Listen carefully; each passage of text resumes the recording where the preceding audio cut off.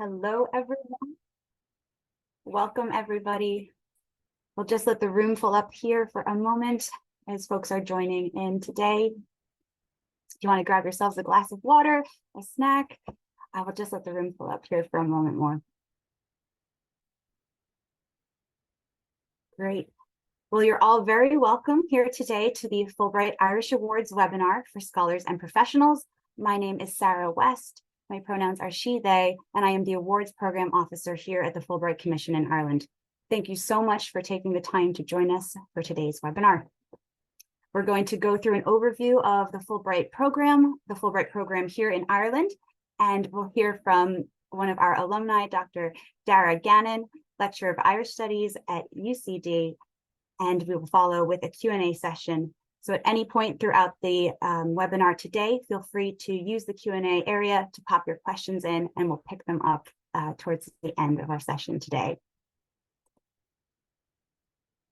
So starting off here with what exactly is the Fulbright program? The Fulbright program was set up in 1946 by US Senator James William Fulbright.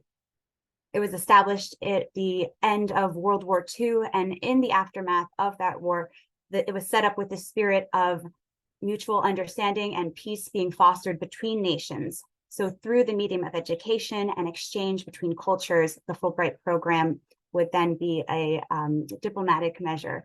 And it was envisioned at the time that there'd be 8 countries joining back in 1946, and Ireland then joined in 1947. Fast forward to 1991, and the Irish Commission is set up here in Ireland as a bilateral agreement into law. And now in 2023, 180 countries run the Fulbright program around the world. There are 49 commissions like the one here in Ireland, and the rest of the countries run the Fulbright program through the US embassies in their nations. So what exactly is a Fulbright Award? These are opportunities for passionate and accomplished people in their fields. And today we are specifically speaking about awards focused towards academic scholars and professionals with 5 years or more experience in their fields to go and research, teach, or do both in the United States. And this exchange program is then extended to folks in the US to come to Ireland to do the same. So what exactly does a Fulbright Award provide? A Fulbright Award is a monetary grant that is used to support your research or teaching project in the US. It also supports your cost of living. Here at the Commission, we will see you through the J-1 visa administration process. There's also accident and sickness coverage for your time in the US, as well as cultural programming, which you'll take part in here in Ireland before your departure, as well as in the United States.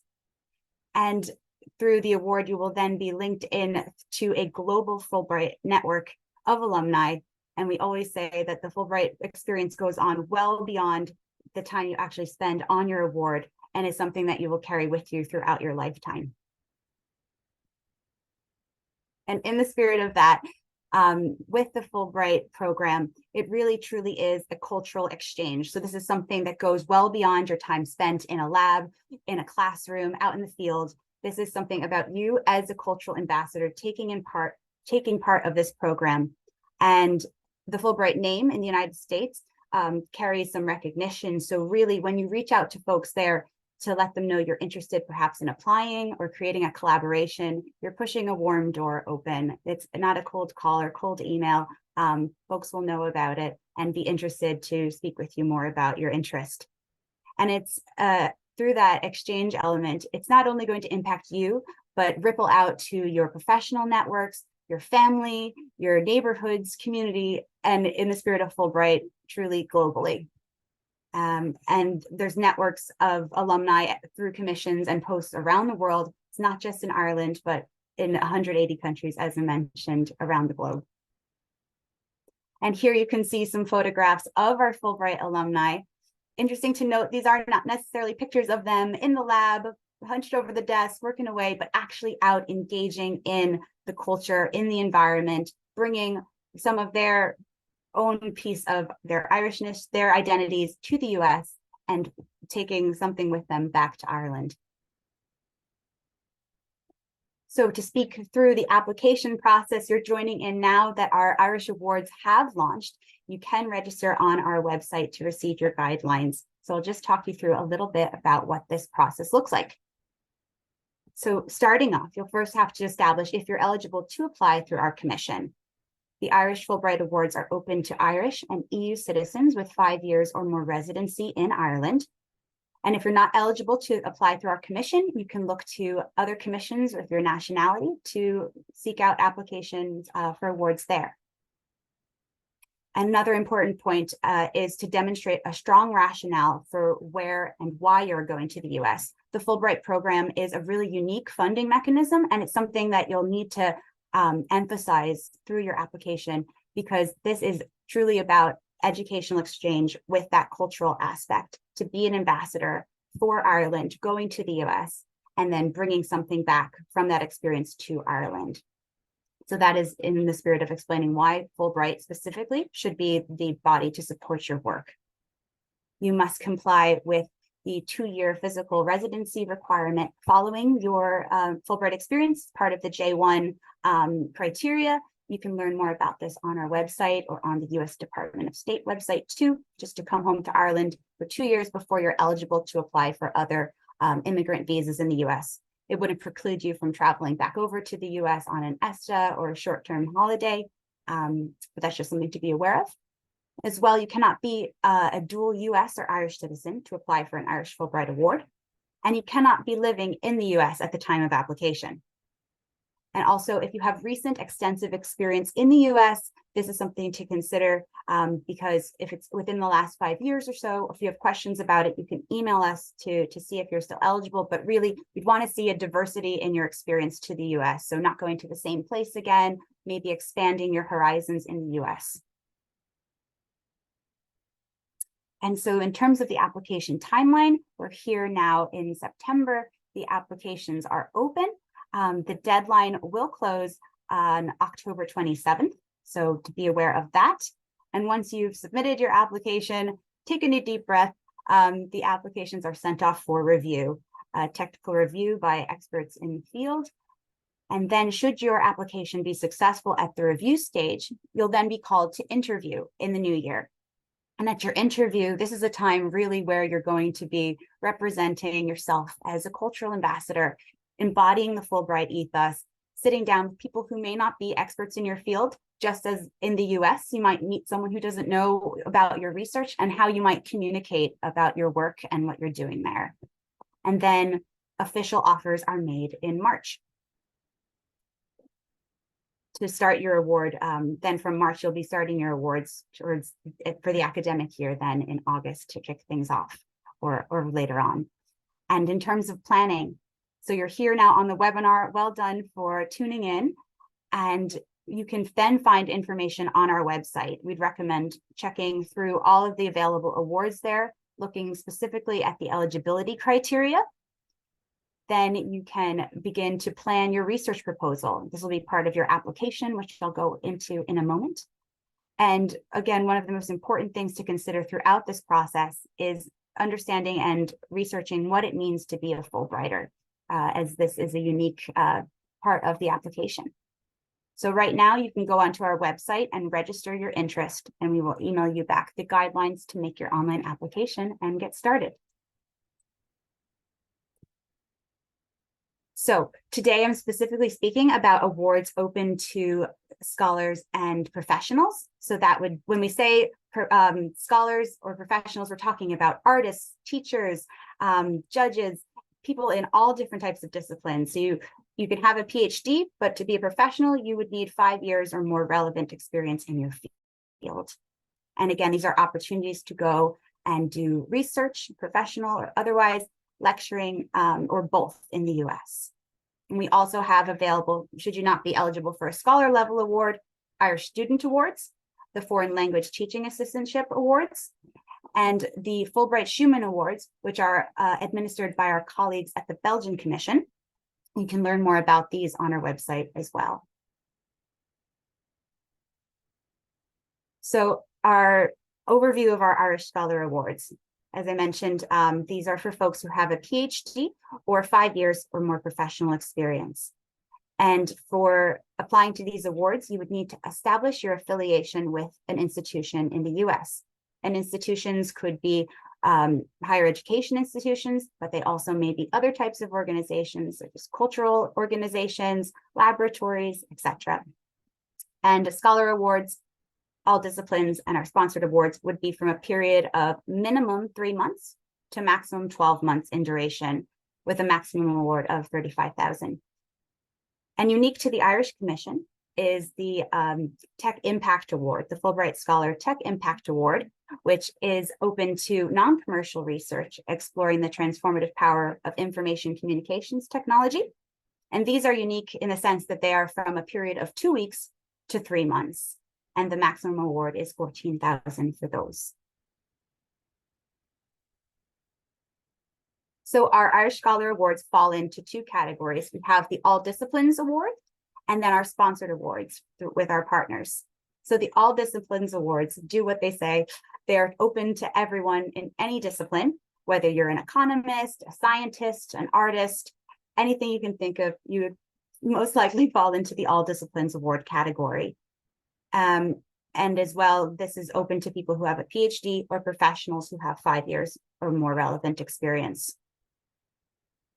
And we'd recommend, though, outside of the all disciplines category, you may fall into a sponsored award category. And this is a list here of our various sponsored awards: the Environmental Protection Agency, an award in water, climate change, and sustainable environment, the Fulbright GSI Award in geoscience, Chagas Award in agriculture, food, and forestry. And as well, we have the Fulbright Exploratorium Museum Fellowship Award, the HRB Health Impact Award for health professionals, the Fulbright NUI Scholar Award, Creative Ireland Scholar Fellowship Award for professionals, and the Fulbright Tech Impact Award. There's a general award and a Fulbright Tech Impact Cybersecurity Award at Boston College. And just to note with these awards, it's important to check our website because these may have specific eligibility criteria, and you might need to seek your letter of affiliation from the institution in advance of applying. The letter of invitation or affiliation, as it's called, may not be absolutely necessary at the time you're applying, but there would need to be a strong rationale for your collaboration, your proposed collaboration, and a letter of invitation would need to be secured should you be successful. But do check the eligibility criteria for these sponsored awards. We strongly recommend them. And then lastly, there is the Fulbright National Archives Heritage Science Fellowship for professionals. This has a separate deadline of October 15th.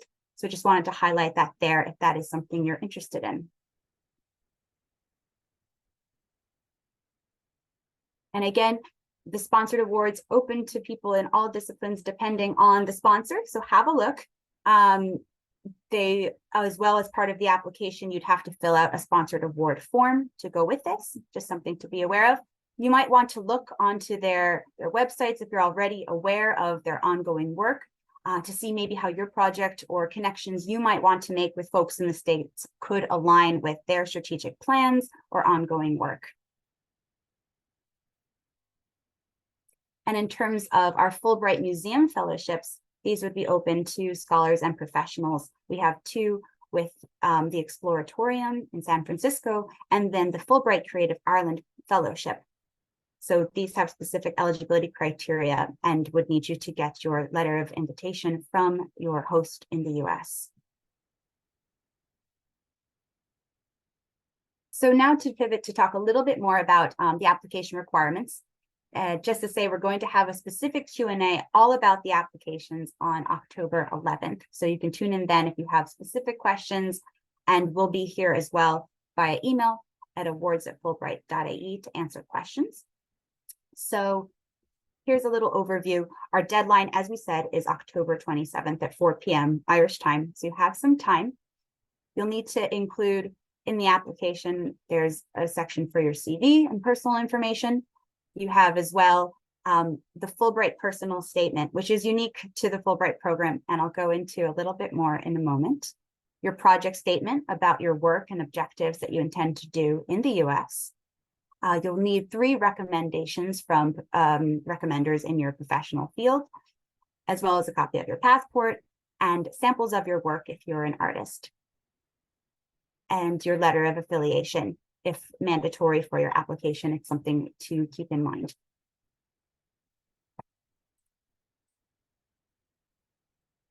So now in terms of finding out where you might want to go in the US for your award to build that relationship, we would suggest that you start by looking at who are the experts in your field.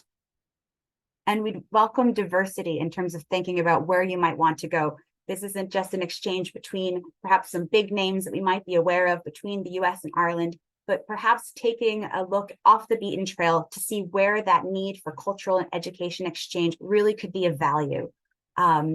You can also reach out, and we'd strongly recommend to look at our alumni network, because these might be folks who can help to advise on where there's maybe synergies, where Fulbright work is needed or unexplored, as well as sponsors, checking where maybe their work may lead you, and ask your mentors. So we really say that this should make sense to you first. That rationale should be there. So once you've decided on your location, now diving into the nitty-gritty of your research, this is your project proposal, thinking about your research objectives. Why is your work so groundbreaking? And why does it have to happen in the US specifically? And why should Fulbright be the funding mechanism to do that? Keeping in mind that cultural exchange element. There might be specific areas that you'll concentrate on, and as well as thinking about your impact going beyond just your time there, but what will you be bringing back to Ireland from your time on your award? So to speak a little bit about the Fulbright statement, this is about you personally. We really want to hear about you as a person who will be embodying the Fulbright mission, the Fulbright ethos, going over to the States, to talk about your professional and personal ambitions, motivations, and interests, and what you'll hope to achieve upon your return from the US, and speak to the benefit of you being a Fulbrighter. This is not a space to rehash your CV and your project essay, but this is really about you, and to be a communicator and talk about your role as an ambassador. And speaking about people, these awards really are to support people. And our applicant pool, we hope, will be as representative of Irish society, so that body then can go over to the US. And the Fulbright program has many different affinity groups for people of varying identities.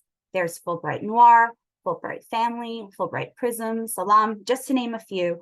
And here at the Commission, we'd welcome folks from all different walks of life. This is truly what the exchange program is about, having differing perspectives, identities, and experiences come together through exchange. So you can check more about this on our website as well, on our diversity, equity, and inclusion page. So once you've submitted your application, just to give you a little bit of overview of what to expect from the review and interview stages. At the review phase, you can see here on the screen, you'll be reviewed both on your academic record and your project statement, as well as your cultural engagement and leadership capacity. And you can see that that blue square for academic record and project statement is a bit larger, carries a little more weight at the review stage.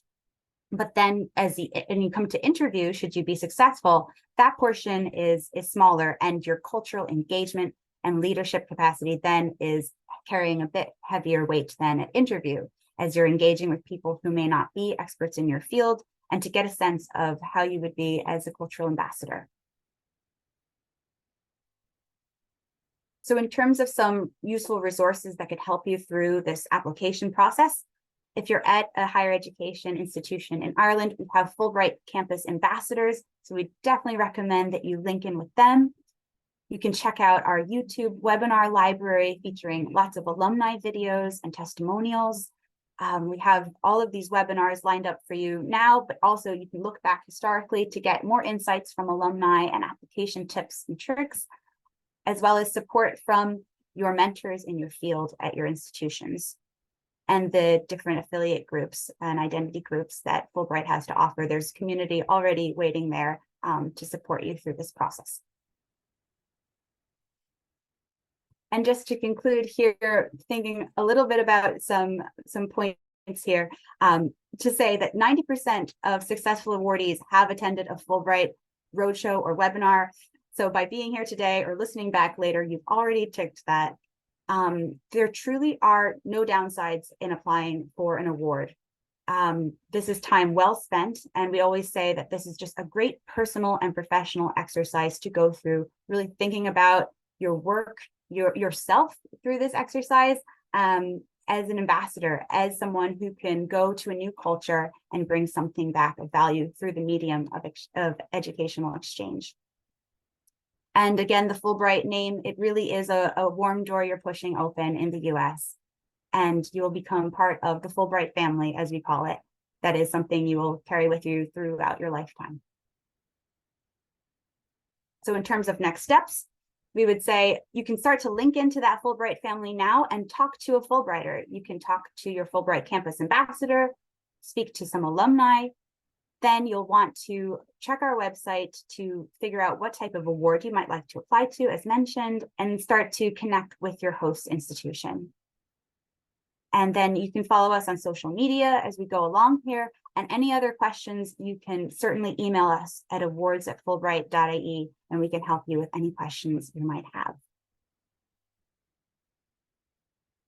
So now I'd like to turn things over to a real live Fulbrighter, Dr. Dara Gannon, lecturer in Irish Studies at UCD, and our 2022-2023, Fulbright Irish Scholar, All Disciplines Awardee. Dara, if you'd like to take it from here. Thank you so much, Sarah, for that warm introduction. And it's really a pleasure to be with you this afternoon. As Sarah mentioned, I was the 2022-2023 Fulbright Irish Scholar based at Georgetown University in Washington, DC, and just returned in late May, early June. So it's really a pleasure and an honor to be able to speak to you, the future applicants, and ultimately the future scholars of the Fulbright program, as to what this program can offer you going forward. So as mentioned, I was based at Georgetown between October 22 and May of 2023. But in reality, my Fulbright application began all the way back in 2019 BC, before COVID. So in effect, it was really a chance occurrence which led me to the Fulbright program and led me to the idea of coming to Georgetown in Washington, D.C. I visited Washington, D.C. in 2019 and had the wonderful opportunity to visit the Georgetown campus, which is known as the Hilltop, and was really taken by not only the academic programs, but the opportunities available to me at Georgetown to engage in real life academic and public impact. And that led to a continuous conversation over the next few years with scholars from the Department of History and from the Global Irish Studies Initiative at Georgetown. So it was really a natural culmination in the form of my application for the Fulbright program.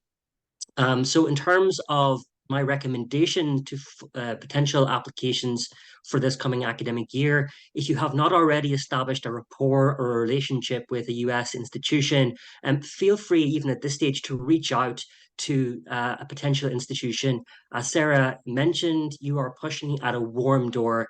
The Fulbright program is internationally recognized, and you'll be very much welcomed by that institution in terms of a potential application. In my own case, I followed up following that initial email of interest with Zoom meetings, emails, and so on, to establish my commitment and interest in participating in the Fulbright program at Georgetown, but also in establishing the potential scope of my Fulbright experience on campus. And again, in terms of the application, I would really encourage you to maintain a very close relationship with your potential institution of interest. Because what I learned even through those emails, through those Zoom meetings, is the potential that my host institution had to make my Fulbright experience the most memorable and fulfilling experience possible. So I had a good sense before I applied what teaching opportunities I could avail of, what research opportunities and connections were available to me in DC, and what scope there would be for public engagement. Moving into the actual application process itself, I really would encourage potential applicants to consider securing their letter of invitation in advance from the institution that they're most interested in applying to. And this obviously, from a logistical point of view, removes one thing to do in terms of your potential future application. But also, I think the letter of invitation from your host institution gives a sense of a foundation to your application. In my own case, it gave me, again, a sense of the possibilities of what I could achieve during my Fulbright experience, and allowed for me in the rest of my application to develop a very coherent and consistent application, consistent with not only the Fulbright objectives and aims, but with what my host institution established as the possibilities for the academic year in question. So I think a Fulbright letter of invitation from your host institution in advance can be an excellent head start in terms of your application. Sarah mentioned, in terms of following through on that application process, do speak to other Fulbrighters, learn from their experiences, from their insights. Every Fulbright experience is unique, remarkable, memorable. So they'll be able to give you once in a lifetime insights into what is possible and hopefully spark your imagination as to what you might achieve in your Fulbright year. And I would also suggest, in terms of the application process, to contact your referees early. Because, of course, academics, if you are applying as an academic or even other professionals, are extremely busy. So it's really important that you give them a heads up in advance about not only the deadline in question, but also your ideas about what your application will look like. So that when it comes to their references or their letters of recommendation, they are consistent with your broader application. So now if we move the slide forward, I'm going to speak to my experience on the ground once I reached Georgetown itself. So I undertook a teaching/research application, which meant a balance between both styles or experiences of the Fulbright program. And I really had the opportunity to live out that teaching/research experience to the full in Washington, D.C. The picture on the left is an image from a presentation I gave to the National Press Club, in which I presented on my research on Irish America, which was based at the Library of Congress and the National Archives. And that was really a once-in-a-lifetime opportunity to speak at the National Press Club. Previous addressees included, for example, President John F. Kennedy. So again, the Fulbright is a passport to a wonderful set of opportunities. And again, use that Fulbright name, that reputation, that brand to, gain access to these places in the United States, which, would not be possible otherwise. I also was teaching at Georgetown University, teaching Irish history for the first time at Georgetown since 2017. And I had a wonderful group of young students who, in some cases, were learning about Ireland for the first time. And one of the things I was able to do was to transform their learning experience from the classroom into real world learning. The picture on the right-hand side shows some of my students at the Washington Summit, which was an event to mark the 25th anniversary of the Belfast/Good Friday Agreement held in Washington, D.C., in which they learned from first-hand experience the policy initiatives which brought about the peace process in Northern Ireland. And just as a sense of following through as a legacy of the Fulbright experience, one of those students, Harry Chudari, who is pictured second from the right, was able to secure an internship after this event at the Centre for Cross-Border Studies in Armagh this summer. I was very happy to write a letter of reference for him. So there really is a sense of transatlantic connection built up through the Fulbright experience. Moving on to the next slide. Again, as Sarah has wonderfully and eloquently highlighted, the Fulbright experience is also about cultural mediation and cultural learning. And I really tried to take advantage of that in Washington, D.C.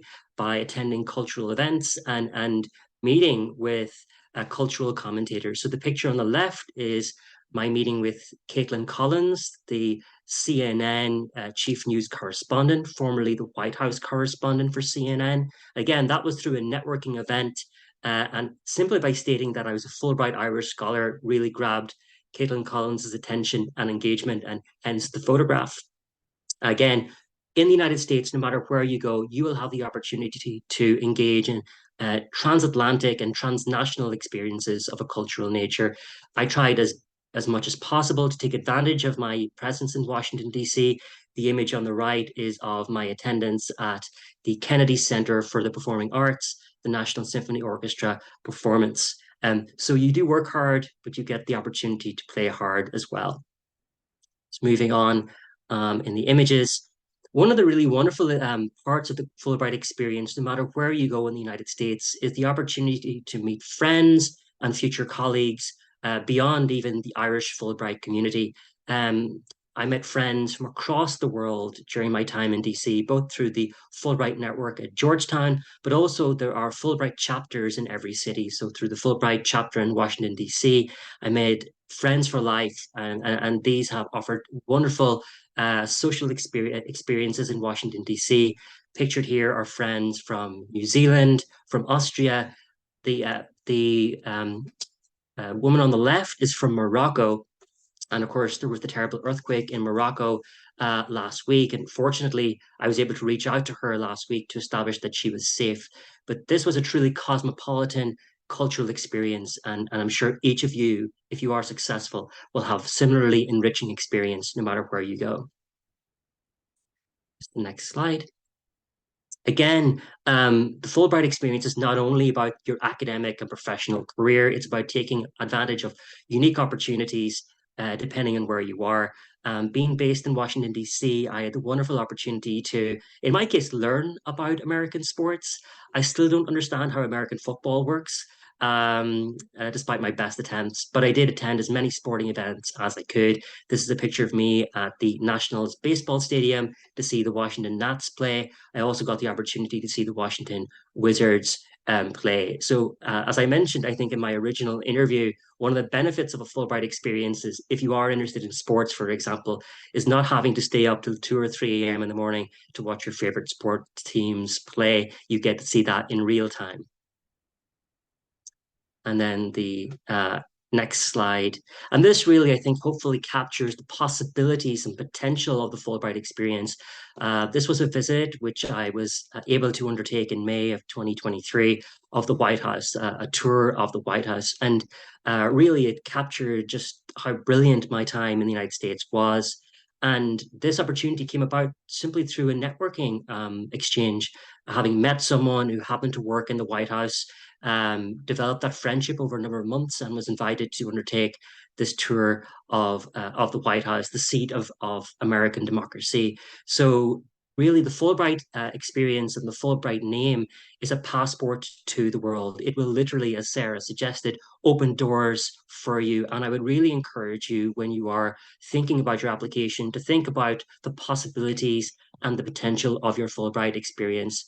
The world is really your oyster. So just to conclude, the Fulbright program represents an exceptional cultural and educational exchange between Ireland and the United States.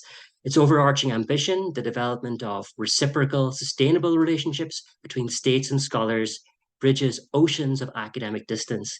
As a Fulbright scholar, you will be expected to exemplify the highest professional standards set by Irish universities abroad, engage in meaningful, constructive dialogue with US citizens, scholars, and institutions, but also cultivate enduring cultural relationships between our countries. This is an opportunity of a lifetime. I would encourage you to take that opportunity with both hands. I'm going to pass the virtual microphone back to Sarah and Aoife. I'm very happy to address any questions in the chat which follows. Dara, thank you so much for those eloquent words and sharing your experience. Just wonderful to hear what an impact it's made for you. And I'm sure hearing that for everyone interested in learning more and to apply, it's of such value. So thank you. Yeah, so we can turn over. Now we have Dara Fitzgerald, another Dara, on the call with us today. Dr. Dara Fitzgerald, our Executive Director here at the Fulbright Commission, joining us for the Q&A. Thank you, Sarah.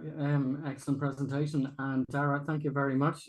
Very eloquent, very detailed. I think you covered every possible angle. I'm thinking the check may be in the post for you on that.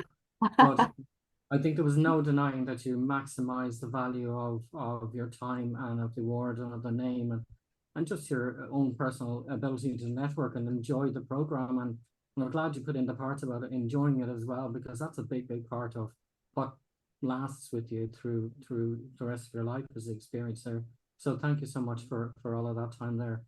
We do have a couple of queries in, and Sarah, I'm happy to address a couple and then maybe leave them with there. There was one question, I think the first one from Nima. What month of 24 can we start the project in the US? But really, the earliest you could go probably would be probably the very end of July into August. So your question about starting in August is perfectly fine. That's correct. There was another a cross question that covers that is when in 2024 could you start? Well, again, the point we're saying is you could start in July, August 24, but you could start at any point before the end of August in 2025. So if you're going for 3 months, obviously you'll be the end of August at the latest, 3 months before that. So you need to be leaving the US before that. But you could start at any stage over that academic year. It's not necessarily associated with the academic year itself, but it's just within that time scale. There was a question as well about applying for multiple sponsored awards. One thing we'd say about the sponsored awards is I think it's probably correct. The best option would be to assess different sponsored awards and decide which one is most useful to you. That's probably the best way, because there are different eligibilities, there are different parts of it that you may or may not require. So I think it's really identify your best fit. If you do apply for a sponsored award, we can also consider you in the all-discipline space as well. And very occasionally there's an opportunity to potentially contact a sponsor and say, well, we think that this award was potentially in the wrong category. But typically we assume that people have done their homework, have identified the best award, the best fit for them. You probably will be the best person to decide that. A question as well about the Tech Impact Award. Is it ICT on both sides?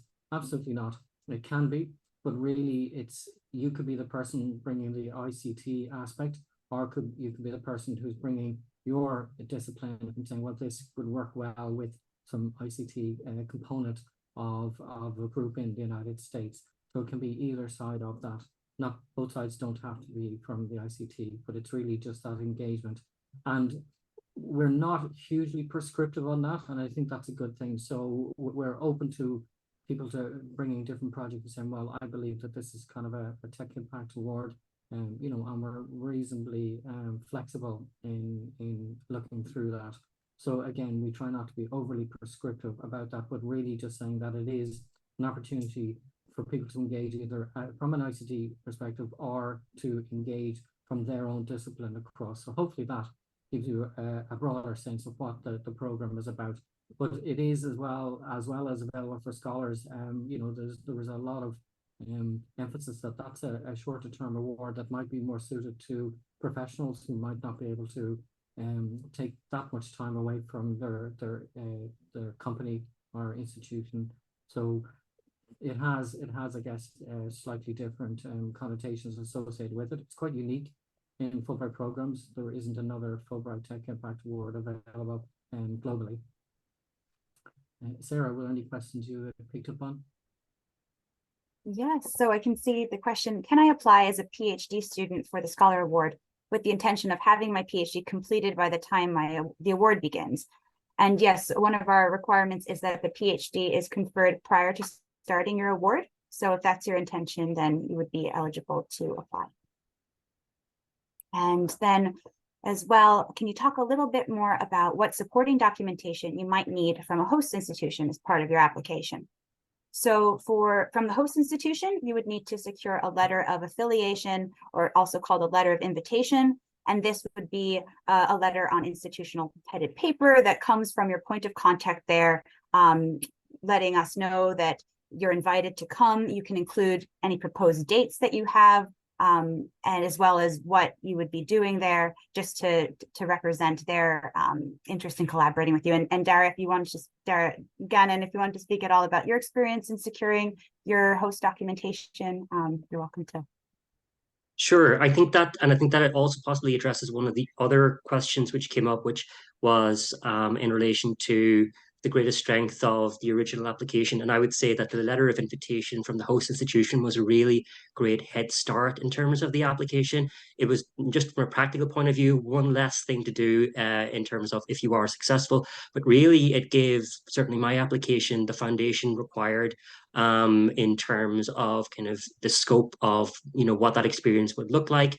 And it also gave me insights, securing that letter, insights as to what to include in my own application. For example, the Georgetown Department of History were able to tell me that they had not had Irish history being taught there since 2017, which I think, again, was something that I could speak to about the originality and significance of my own application.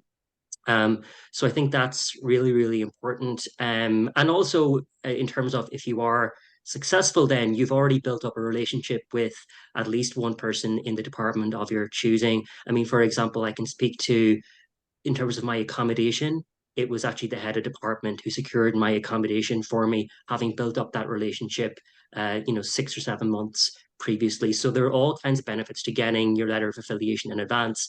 And I think it's something that you should think about going forward. Sarah, you also, just a point you brought up there, in the flip side of it is if you've built up a relationship and you're not successful, you still have that relationship. There's still an opportunity to work with that. And we do often get people coming through for an interview, perhaps, and they've said, you know, thank you very much. Irrespective of the outcome here, I feel I've already opened that door in the United States. People have been impressed that I'm applying for a Fulbright Award. So there's always that opportunity, which is a bit of a segue then into another question from somebody who said, if I reapply, brackets, after a failed interview last year, do I need to change much of my written application? I would like to do the same project. Thank you.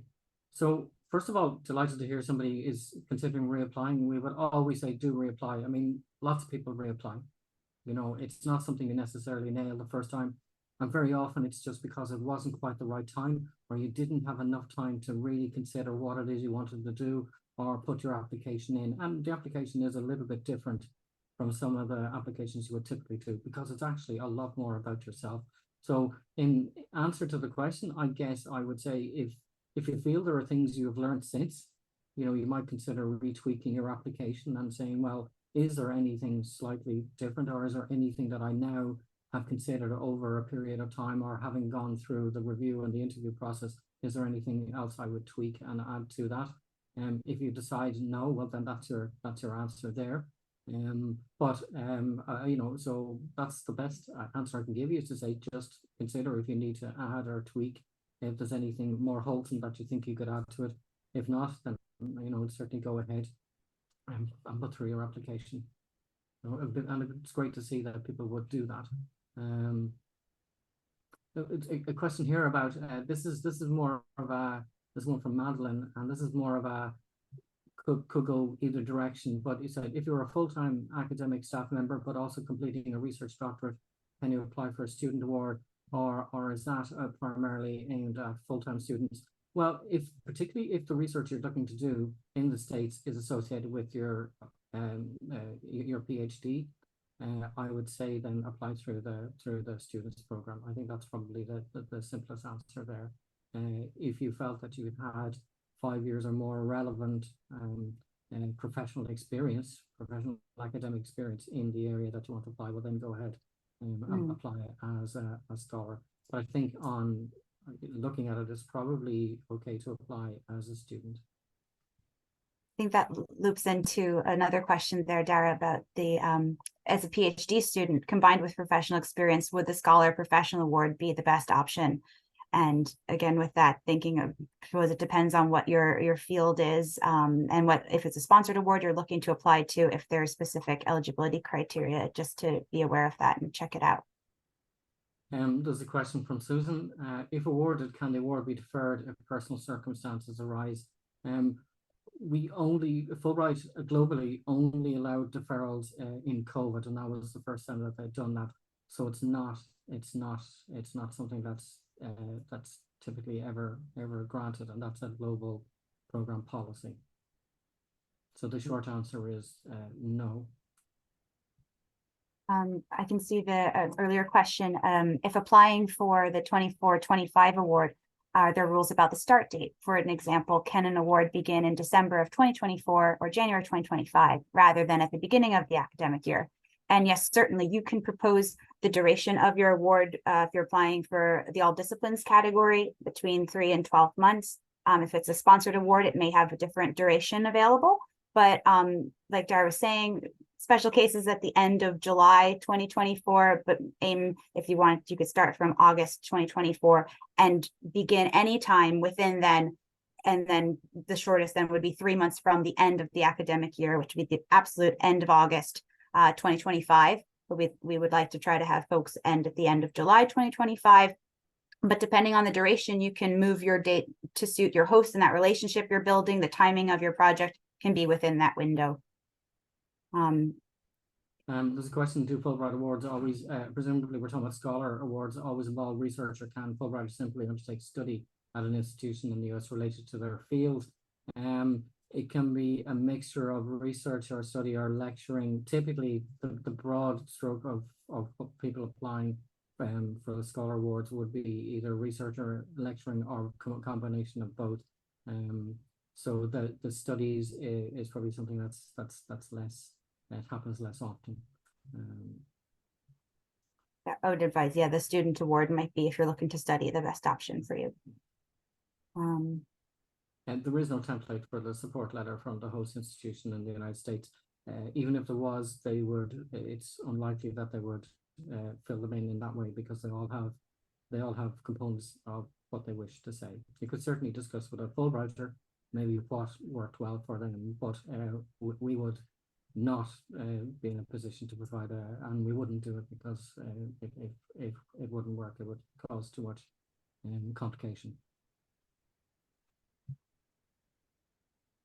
Do we have a better chance for applying for a longer, shorter duration? The short answer is, and it's something we would always say in our applications, you should apply for for whatever suits you, whatever works for you. If it doesn't work for you, then you won't be able to make it work for the Fulbright and through your application as well. So it should really work out for you. And there aren't any differences between the shorter or the longer term. It's really about the application, all components of the application, where you're going, what you want to do, how relevant it is to you, and if the time scale is correct.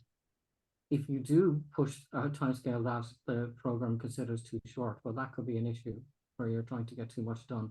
Bear in mind, also give yourself some kind of room on both sides of the start and the end to engage culturally, because we're not aiming to send people to a lab or a library. They spend 6 months with the head down and they get an awful lot of work done, maybe some papers published, but then they go back home and there was no engagement. There are other programs that will fund that, but that's not what Fulbright's about.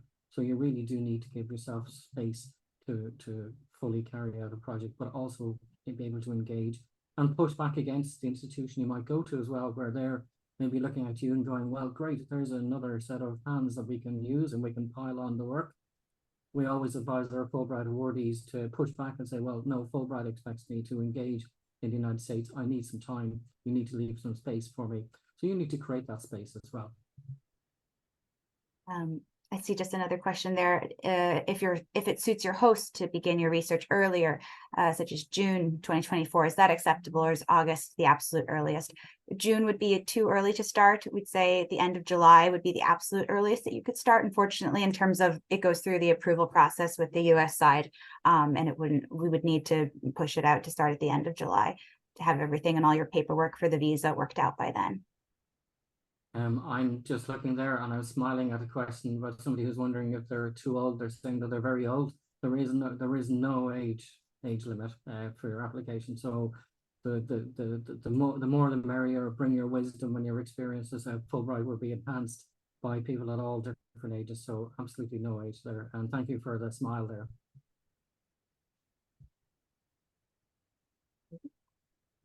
So there's a success rate of applications. very hard to give you a specific answer. I would say in ballpark terms, probably 1 in 4, but different parts of the program are more competitive than other parts. So that's really an amalgamation of all of the applications against each other. And just again, to reiterate the question about, do we need a support letter from the home institution? It's not mandatory. It's recommended to include with your application if you can, to showcase that you've started working on a collaboration, but it's not mandatory unless you're applying for a sponsored award that does require it. So No, you check. The home institution they're asking, not the host. Oh, from your home. Sorry, it's a host and home. Sorry, forgive me. I read that Administrator, incorrectly. administrator. Home institution, not from a home institution. No, that is not required at all. Forgive me. One thing I would say on that though is that you should identify that your home institution will indeed let you go should you be successful, that they will facilitate you going on a Fulbright. We certainly at the Commission would hope so, but it's certainly worth checking out to make sure that there won't be any barriers, or that you've chosen the time correctly that it would suit where your home institution will be in a position to facilitate you going to the United States.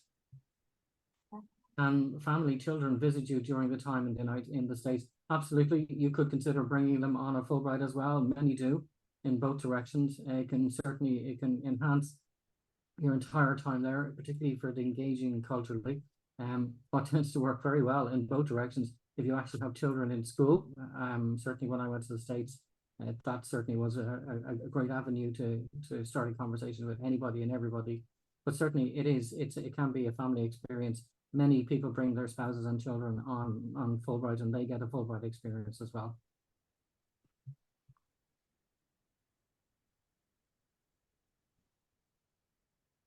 If you are conducting research in a library where they accommodate visiting researchers, do you need to get a letter of affiliation from it? You would. I mean, you might actually find as well if they have a program there that you might have to pass certain criteria of the program to get it. But either way, we would need to see that you have been accepted by the institution and that they will give you the access that you need. That's really just it's to make sure that you can actually go ahead and do the work that you intend to do.